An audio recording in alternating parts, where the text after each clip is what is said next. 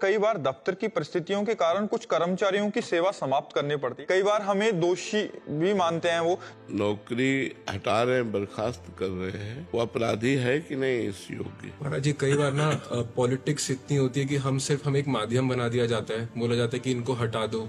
नहीं, ऐसा तो गलत है, क्योंकि किसी के जीवन निर्वाह के लिए जो नौकरी मिली हुई है उसका पूरा परिवार उसके साथ जुड़ा हुआ है। अब केवल अपनी मनो अनुकूलता और प्रतिकूलता को देखकर नौकरी हटाने से आप भी दोषी उसमें पाए जाएंगे भागवतिक कानून में। तो प्रतिकूलता और अनुकूलता मेरी नहीं देखनी, कानून की देखनी है, अधिकार की देखनी है। कई ऐसे सच्चे सेवक होते हैं जो अपने धर्म से विरुद्ध नहीं जाते, और यदि उनकी नौकरी हटा दोगे तो तुम्हारा प्रारब्ध बन जाएगा और तुम्हें भोगना पड़ेगा फिर। और अधिकारी जन उनसे रुष्ट हो जाते हैं और अधिकारी के अनुकूल नहीं चलते और उनकी नौकरी हटा दी गई तो वो धर्मात्मा है, उनकी जो आपने दुख वृत्ति प्रकट की वो आपको भोगनी पड़ेगी, आपको और आपके बड़े अधिकारियों को भी। एक चीज और है महाराज जी, कई बार जैसे कंपनी लॉस में चल रही होती है तो वो बोलते हैं कि लोगों को हटाओ, तो वो भी एक पाप ही हुआ या क्योंकि कंपनी अब ये दूसरा चैप्टर हो गया, वो चैप्टर अलग है। अब ये चैप्टर है कि हमारी क्षमता नहीं कि हम 500 आदमी रख सके, अभी तक 500 आदमी रखा, अब हमें 300 आदमी का निर्वाह कर सकते हैं, अब वो बात अलग हो गई। मर्जी, अगर वो दोषी है